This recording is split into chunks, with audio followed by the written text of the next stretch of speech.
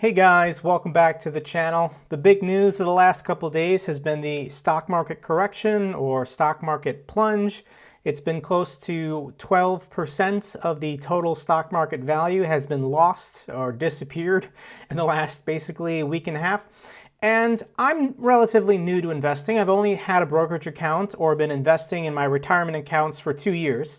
So in today's video, let's talk about my numbers, what has happened, and what my strategy is whenever there is a market downturn. What should you be doing if you're in a similar situation to mine? As always, first thing I have to say is I'm not a lawyer, I am not a CPA, I am not a financial expert. Do your own research, make your own decisions, do what is best for your situation. These videos are more just broad, general advice and entertainment. To start, what money do I currently have invested in the stock market? I have a private IRA with USAA and Vanguard. I have a brokerage account with Vanguard, and then I have a Government TSP, which is the government's 401k. And all my investments are actually really easy to track because I only buy S&P 500 index funds. I don't buy and sell individual stocks or commodities. I personally have just read a couple books about finance, and I'm more than happy with just taking the market average over my lifetime, and the S&P 500 index averages over 10%. Now, once again, on my videos, I always get comments from people who say you can't get 10% return from an index fund, and they're wrong. You can Google it, but here is a summary of return for the S&P 500.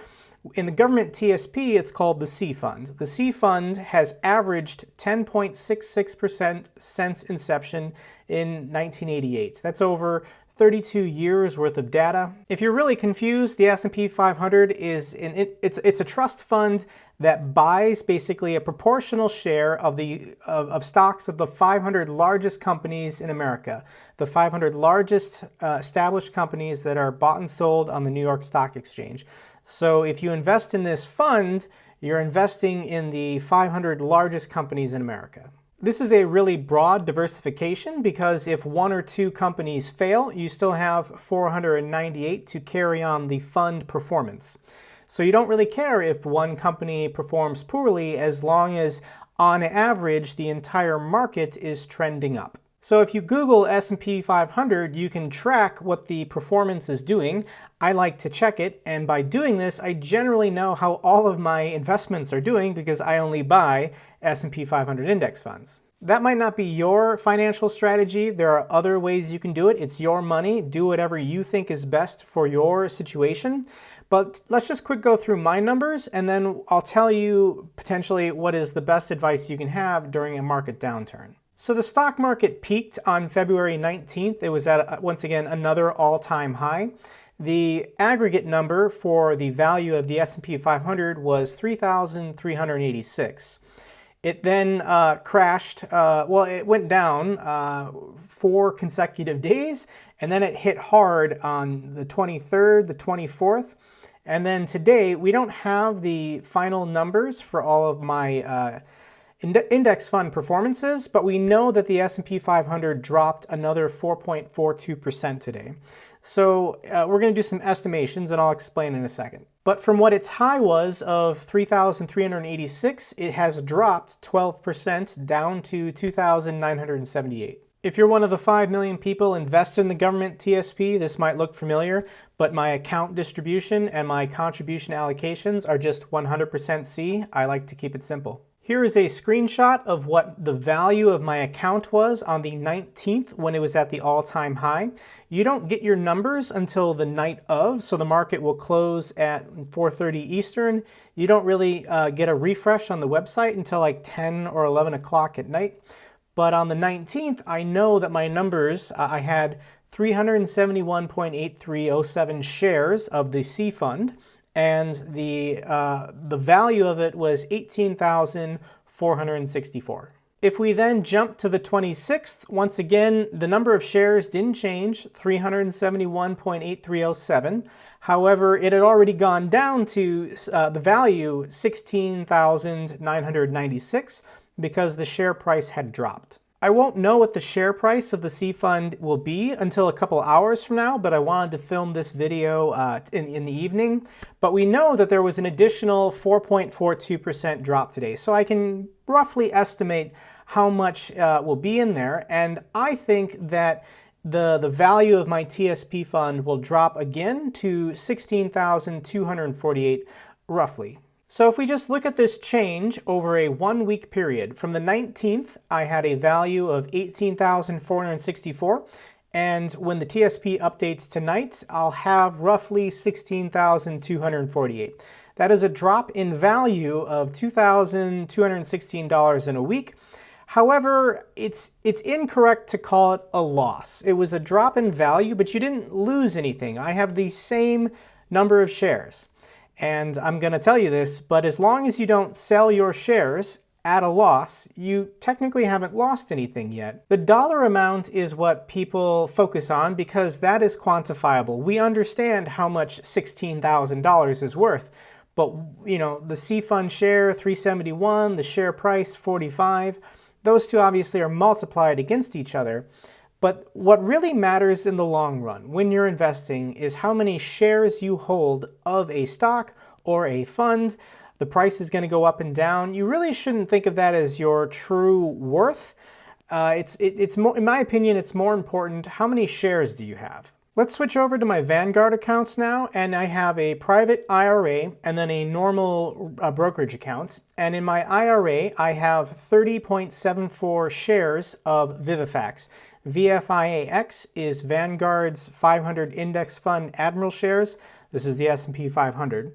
And this is a snapshot of my account as of yesterday. So I had 30.74 shares with a value of 8,864. In my private brokerage account, I only have a quantity of 11.055 for a value of 3,187.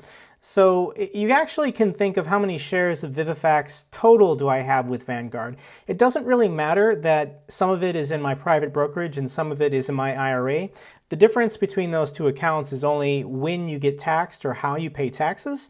But the quantity, the share value, it's all the same. So we can kind of just merge these two together. So the share price for Vanguard's S&P 500 on Feb 19th was $313. It then dropped to $275.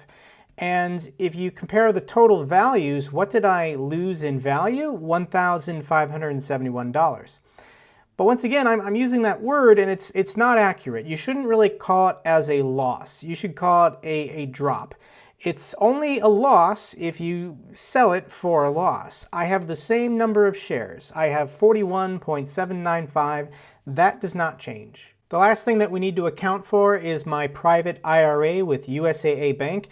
And once again, I'm just invested in USSPX, which is USAA's 500 index fund member class shares. I have a quantity of 73.835. Go ahead and trust me, I did the math. So the share price on the 19th was 46.46. Accounting for the drop, it's down to 40.88. That is a drop in value of $412.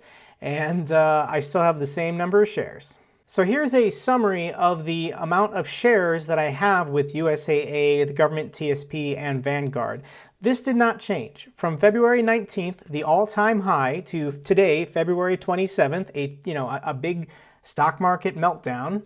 The number of shares is fixed. This hasn't changed. You didn't technically lose anything. Now, once again, the dollar amount is more real to people. They understand the difference between 34,000 and 30,000. It looks like I lost $4,199, a 12% drop. But you only lose that if you sell your shares for a loss. That is when you fix or lock in that actual loss. And there are some people who are in this situation. If you're currently retired and you're taking distributions from your portfolio in order to live on that money, then yeah, you might be selling at a loss. Likewise, if you have a mortgage or a business and you need to sell shares or funds in order to make payments on monthly bills, this would be a bad time to do it. You need to give time for the stock market to go back up and to recover. Otherwise, you permanently lock in these losses when you sell your shares for a loss. I love looking at the historical records for how the S&P 500 has performed over time. This is a website called TSP Data Center, and I like to just look at the C Fund, which is the S&P 500, and how it's performed over the years. And there's just huge, wild swings. In 1995, it went up 37%. In 2000, it went down 9%. 2001, it went down 11%. 2002, it went down 22%. This was a bad 3 years. But then the next year, up 28, up 10, up 4. Everybody remembers the Great Recession of 2008 where it went down 37%, but then the next year up 26, up 15. In 2013 it was up 32. And look at 2017. It was up 21. 2018 it was down 4. 2019 it was up 31. Last year was a huge year for the S&P 500. 31%. It was bound to happen that there would be some kind of market correction. If the long-term average of the stock market is 10% and you're getting 31% in a year, then potentially the next year or in the near future, there could be this temporary downturn or a year that does not perform as stellar as last year. And now for the reason that you clicked on this video, what should you do when the market takes this plunge? My number one piece of advice is do nothing. If it goes down, always know that it's going to go back up. If it doesn't go back up, then the world is in trouble and, our financial system has collapsed. But if that hasn't happened, just know that your portfolio will recover if you've diversified and that you've chosen an investment and strategy that is in your best interest in the long term. If you're a day trader or a swing trader, or you buy individual stocks of companies that you're not too familiar with, then you're on your own. You should have known the risks when you got into an investment strategy to maximize short-term gain. In those situations, you might be in trouble. But for most people, most Americans who their primary form of investment is either an IRA or a 401k, just ignoring it. Turn off the TV. Don't check the news. Know that you hopefully have chosen a long-term investment strategy that is in your best interest. You're investing on a time scale of decades before you retire. Don't worry about these temporary downturns. The stock market always recovers. My second piece of advice is that you should be buying more now. If you're investing in a 401k or the government TSP, and you can change how much you're contributing from your check today, this is a perfect time to do that. I'm probably going to go on the military's website, MyPay, and increase my TSP contributions to a higher percentage because I want to buy more shares of the C Fund now. If it went down 12%, you can think of that as a 12% discount on price, because eventually it will go back up, and I would rather buy more now than have an even amount of purchasing over the year when the stock market could go back up to what it was on February 19th. Likewise, if you haven't set up a personal IRA, this is a great time to do it. The individual contribution cap for a private IRA is $6,000. For a 401k, it's $19,500. So if you haven't invested already in your IRA, once again, 12% discount on stocks. This is a great time to jump into the market. Now, of course, this is all dependent on if you are financially capable to invest more now. If you have other expenses or costs, or you just don't think that you can afford investing more at this time, then holding on to your money, putting it in a high interest savings account, paying your bills every month, paying down debt if you have any, that, of course, would be in your best financial interest today. And that's my advice. When the market goes down, don't do anything. Just stick to your plan. Whatever your long-term investing strategy was, don't alter it. Don't get emotional. Don't react to current events, because in the long run, it always works out. Okay guys, if you enjoyed this video, give it a thumbs up so the algorithm knows it's good. If you have any questions about retirement accounts, investing, or the stock market, go ahead and leave me one down below. I'll try and help you if I can. And if you haven't subscribed to my channel, consider subscribing. I post weekly about military and finance topics. And until the next video, take care.